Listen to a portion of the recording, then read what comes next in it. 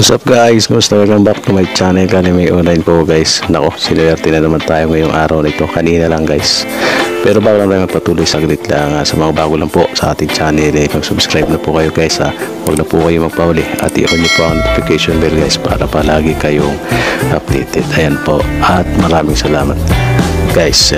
Natagdagan ang aking year 2011 BSP series coins. Yung aking kasing dati na nag-iisa lang na 2011 ay ang kanya pong reverse ay die 2. Ayan, tapos kanina lang nautusan kasi ako ni commander na bumili ng ng mantika. Tapos paglabas ko naka-jackpot ako sa daanan, may naapakan akong bomba pupo yun. May kasabihan kasi na pag nakahapak ka daw ng pupo sabi nila swerte daw. Ngayon guys, parang naniniwala na ako kasi nga paglabas ko nakahapak ako ng pupo ng aso. Yun, sabi ko naku, mukhang suswerte ako, sabi ko sa sarili ko. Kaya dumiretso ako sa tindahan, bumili ako ng mantika. Dala kong pera ay 50 pesos, ang mantika ay 25. Ang sinukli sa akin ay 20 buo at 5 piso. Kaya sabi ko, kung may kikilatisin ako mamaya pagbalik. Pero hindi ko pa siya tingnan. Pagdating ko dito sa bahay, pagtingin ko, sabi ko, mukhang die 3 ito. At tinigdali-dali akong tinignan yung isa kong 2011 die 2 at tinignan ko, sabi ko nga die 3 nga ito. Kasi ayan guys, ipakikita ko sa inyo kung ano ang pagkakaiba nila, kasi halos magkahawig po ang die 2 at die 3 ng 5 piso nito.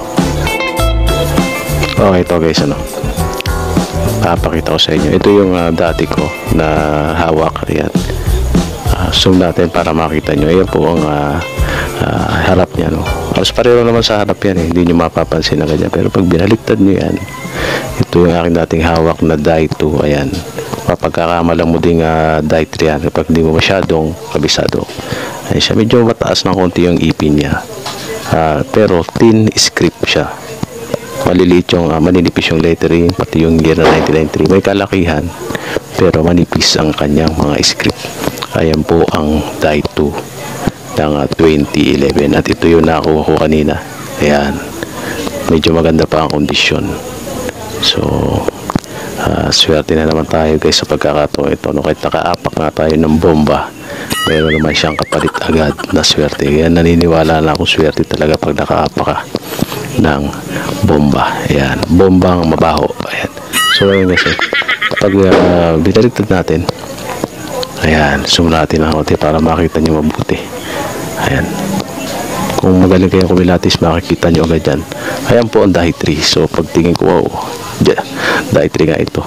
Malalaki ang ipin, mas malaki ang ipin itong die 3 kay compare doon sa die 2.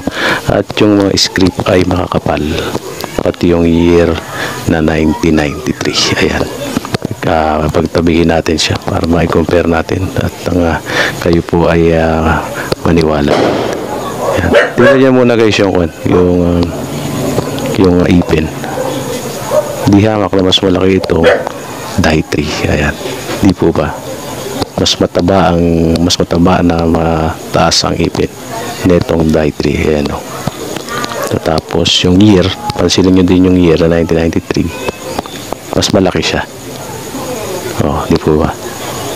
Ano lang natin, zoom lang natin mabuti para makita. Ayan, medyo nagre-reflect kasi guys, pero mas malaki po yung year ng die 3 1993. Ayan, kita nyo na guys, mas malaki po, di ba? So die 3 nga talaga siya, pati yung lettering yan, makakapal po ang script niyan.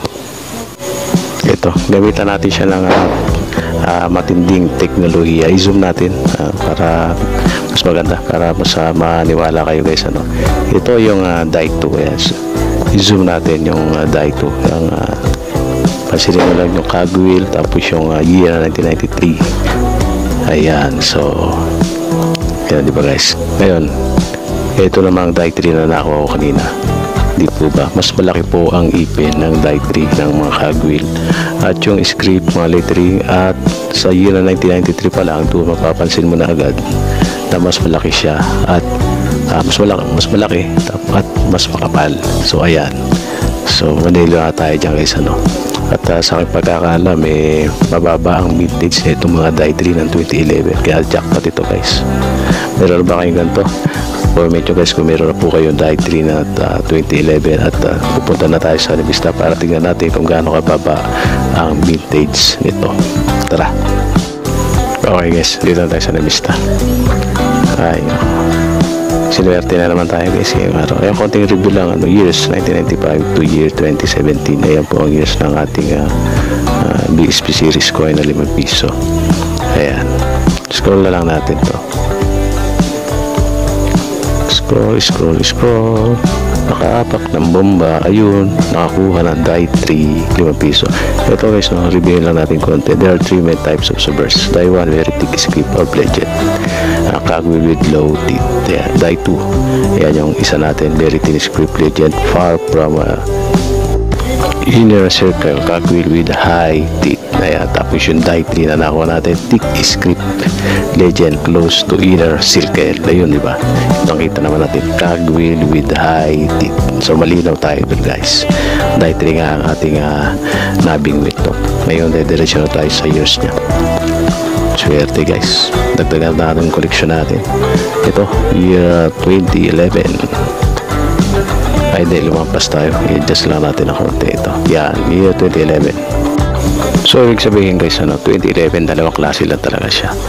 Yung die 2 over 2, pareho lang yung die 2 over 2. Ayan, 4%. Ayan po ang yung isa ko na matagal ko nang hawak ng kanina, yung die 2. 4% ang mababa na nga guys, So medyo semi-hard to find na itong year 2011 na ito, na die 2.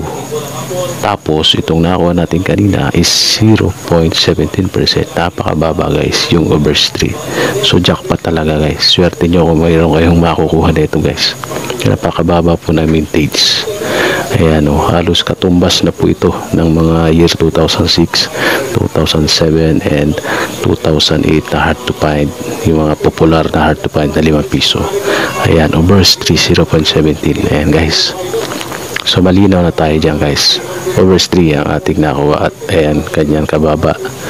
So ayan, maraming salamat ulit guys sa sinamahan nyo ngayon dito sa aking ibinahagi nating nakuha ngayon. Kayo guys, tignan nyo na rin ang inyong mga barya dyan, inyong mga makukuha. Maging mapanuri kayo sa mga sukli na inyong nakukuha. At kung gusto pong makakuha ng mas maraming mga hard to find, try nyo po magpalit. Halimbawa pang 1,000, palit po kayo ng mga barya. Kaya maganda pong diskarte yun, yung magpapalit para mas mabilis kayo makakakuha ng mga hard to find. So yan, until next time po sa inyo, God bless you all guys. I'm out.